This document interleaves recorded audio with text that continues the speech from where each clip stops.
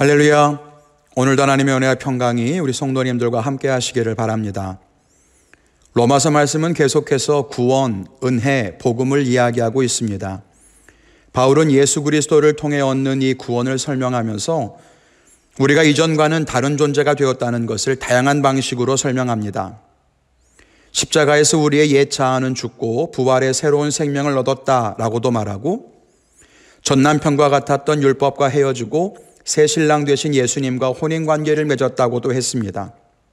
또 하나님과 멀어졌던 우리가 다시 화목하게 되었다는 말로도 설명했습니다. 그리고 오늘은 법을 들어서 구원을 설명합니다. 오늘 로마서 8장 1절과 2절 말씀을 보면, 이전에는 죄와 사망의 법에 매여 있었다면 이제는 생명의 성령의 법에 매여 있다고 말씀합니다. 이 말은 우리에게 적용되는 법의 원리가 달라졌다는 것을 의미합니다. 함께 몇 가지 생각해 보면서 은혜를 나누기를 원합니다. 첫째는 믿는 자들에게는 정죄함이 없다는 것입니다. 어제 우리는 우리 안에 끊임없이 반복되는 내면의 다툼에 대한 말씀을 나누었습니다. 성령이 이끄시는 대로 살려고 하는 마음과 우리 욕심대로 살려고 하는 마음이 날마다 다툽니다. 때로는 죄와 욕망에 휩쓸리기도 하고 때로는 말씀을 따라 승리하기도 합니다. 그러나 이 다툼은 구원의 길을 걸어가는 당연한 과정이라고 어제 말씀 나누었습니다.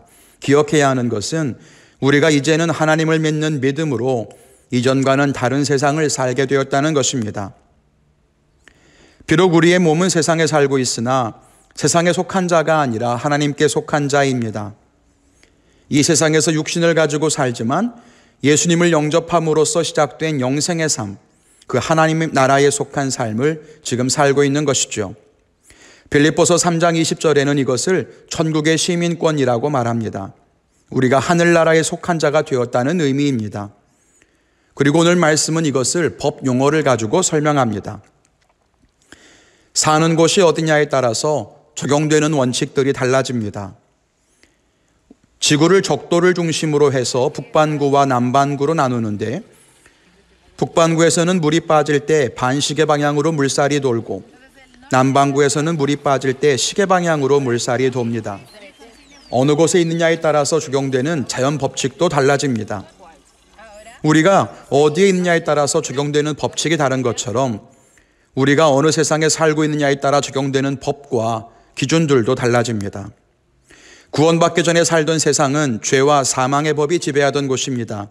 그 세상의 법 원칙은 죄와 사망이지요. 이 말이 무슨 의미입니까? 죄를 지으면 그에 대한 형벌로 죽임당한다는 것입니다. 죄의 삭시 사망이라는 말이에요. 문제는 누구도 완전하게 죄를 짓지 않는 사람이 없으므로 모든 사람이 죽을 수밖에 없었다는 겁니다. 그런데 예수님을 믿고 구원받은 자는 그의 자리가 하나님께로 옮겨졌으며 그 세상을 지배하는 법은 생명의 성령의 법이라는 것입니다. 그곳에는 죄로 인한 정죄가 없습니다. 정죄라고 하는 말은 헬라어로 카타크리마라고 하는데 유죄라고 선언하는 것을 말합니다. 그리고 정죄라는 말 속에는 유죄라고 판결하면서 뒤따라오는 형벌까지 포함되어 있습니다. 그런데 믿는 자들에게는 이런 정죄가 없다는 것입니다. 왜 그럴까요? 예수님께서 이미 우리의 죄로 인해 형벌 받으셨기 때문입니다. 일사부재리의 원칙이라는 것이 있습니다. 어떤 죄로 인해 이미 판결을 받거나 형벌을 치른 경우에 다시는 같은 죄로 인한 판결이나 형벌이 없다는 것입니다. 예수님은 우리 모두의 죄, 그것도 우리가 예나 지금이나 또 앞으로 지을 모든 죄를 다 담당하시고 십자가에서 죽으셨죠. 내가 받아야 할 죄에 대한 유죄 판결 받으셨고 그에 대한 죽음의 형벌도 받으셨습니다. 그것을 믿는 자에게는 대속의 은혜가 있습니다. 그러므로 우리에게는 더 이상 죄로 인해 우리를 낙인 찍는 정죄함도 없고 그로 인한 형벌도 없을 것입니다. 이것이 구원받은 자가 누리는 은혜입니다. 우리는 구원받은 자로서 이미 하늘에 속한 삶을 삽니다. 그러므로 이전의 법은 적용되지 않습니다. 여기에 해당되는 법이 있기 때문에 그렇습니다. 구원받은 자로서 죄에서 자유한 삶을 살아가시기를 주님의 이름으로 축원을 드립니다. 둘째로는 죄에서 해방된 삶을 살자는 것입니다. 말씀에 의하면 우리가 생명의 성령의 법에 지배를 받게 되었다고 합니다. 그리고 이 법은 정죄함이 없습니다. 로마서 앞의 내용을 다시 기억해 본다면 생명을 누리게 하는 이 법은 하나님의 의를 믿음으로 얻을 수 있습니다. 우리가 법을 잘 지켜서가 아닙니다. 노력으로 지킬 수 있는 것도 아니죠. 다만 성령의 도우심을 따라 하루하루 살아가면 됩니다. 우리가 하나님의 말씀을 따라 살게 될 때 오히려 율법을 지키는 것보다 더 거룩하고 선하게 살아갈 수 있게 될 것입니다. 위험에 처한 어린아이는 한 걸음도 앞으로 나아갈 수 없습니다. 옆을 둘러보면 두려운 일들이 가득하기 때문입니다. 그러나 멀리서 엄마가 아이를 향해 환하게 미소 지으며 손짓하면 아이는 엄마를 바라보고 걸어갑니다. 그런데 주변을 보지 않고 엄마를 보며 앞으로 가다 보면 옆의 위험을 피해서 안전하게 걸어가게 됩니다. 마찬가지입니다.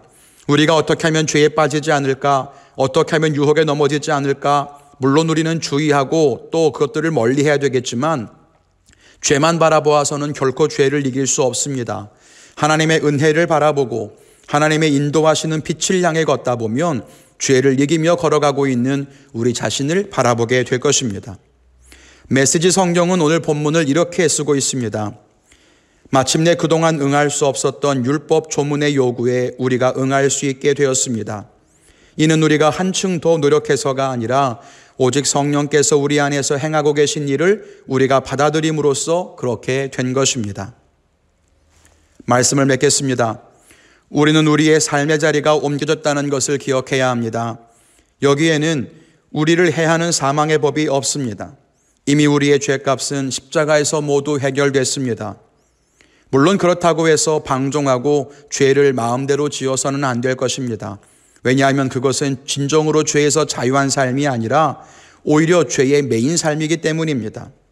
죄에서 자유하다는 것은 죄를 추구하는 것이 아니라 죄 없이 살아가는 것을 말합니다. 우리의 노력이 아니라 하나님의 은혜로 우리를 그렇게 인도하실 하나님을 따라 오늘도 은혜와 능력 안에 승리하시기를 주님의 이름으로 간절히 축원을 드립니다.